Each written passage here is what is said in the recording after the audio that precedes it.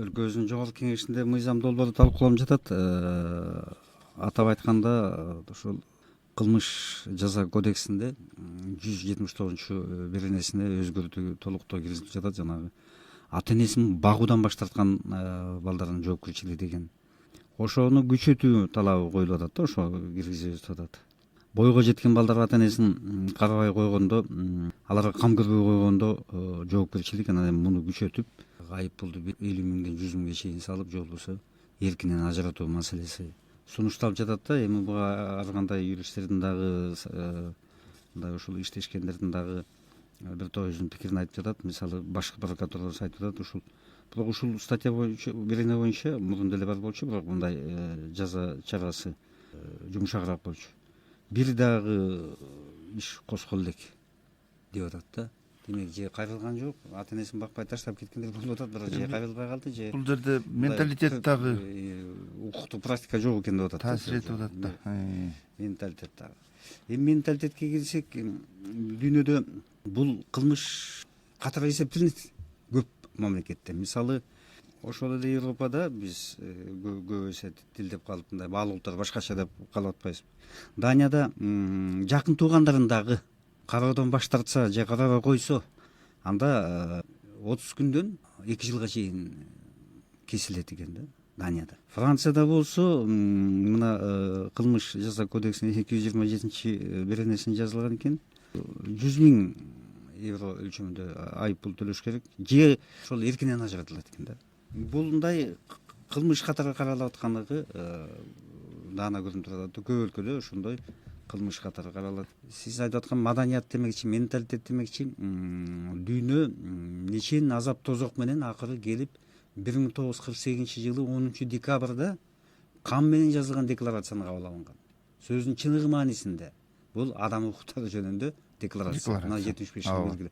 Ошондо жазылган адамдардын укуктарын универсалдуу укуктарга кирет да ошол. Эми чындыгында бул дүйнөлүк практикадан карап көрсөк деле ушул үй бүлө институтун бекемдөө боюнча көп эле мыйзамдар жазылат, бирок бул ата эненин укугун коргогон, ата энени сактаган бир мыйзамдар, ченемдер бир аз экен да. Көп эле мамлекеттин конституциясында бар. Бул үй бүлө коомдун негизи экендиги, ата энелик, балалык бул баары тең коом, мамлекет тарабынан корголууга тийиш. Эгерде балдарды коргоо дагы бул ыйык парыз болсо, ата эне жөнүндө ата энени урматтоо жана камкордук көрүү бул балдардын ыйык парыз экендигин дагы белгилеп койгонбуз да конституцияда. Эми бул жагынан Россия Федерациясын алып көрөлү да. Россия Федерациясында бул кыргызча айтканда кандай эгин эксең ошондой түшүм аласың дегендей, эгерде балдарына ата эне кандай камкордук көрсө, балдар дагы өз убагында 18 жашка жеткенден кийин ата энесине дагы ошондой камкордук көрүүгө милдеттүү экендиги принцип болуп сакталып калганда. Башкача айтканда, ата эне материалдык жактан жетиштүүбү, жетиштүү эмеспи, алар өзүн багалабы, буга карабастан балдар ата энесин багууга, кароого, камкордук көрүүгө милдеттүү экендиги алардын үй бүлө кодексинде дагы, конституцияда дагы белгиленген да.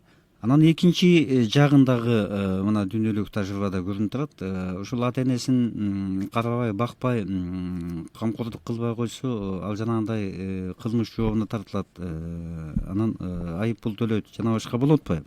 Эми ошол айып пул төлөп, анан алимент төлөбөй койгондо, ал экинчи жаза чарасы колдонулуп атпайбы? Алимент төлөбөй койгондугу үчүн.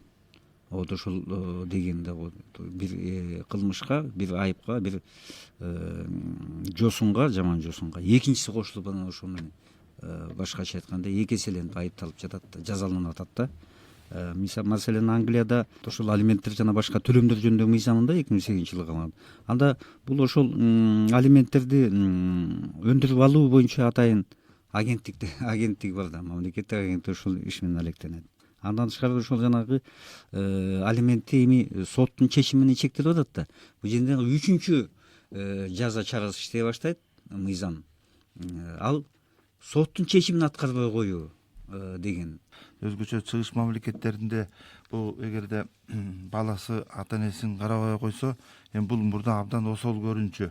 Азыр бул кадимки кадырсый көрүнүштөрдүн бирине айланып бараткан учурда. Эми могу Россияда делечи, эгерде ушу ата эне баласын бакпай койсо, карабай койсо, алар эртеңки күнү карыйт да.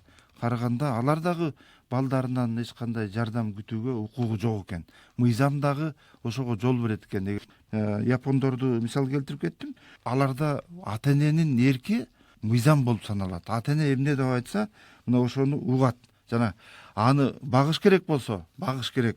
Жок, мени бакпагыла деп айтса, аны дагы угат экен да. Мына буларда 3 жылдык жанагындай бир 3 үй бүлө, 3 муун бир үйдө жашаш бул салт болуп калган нерсе да. Эми ошол акырындап ушу Япониядан деле кетип баратат дейт. Бирок ата энелерге камкордук көрүү, алардын айтканын угуп урматтоо бул эң башкы ушул үй бүлөнүн көңүл борборундагы бир маселе экендигин белгилейт да.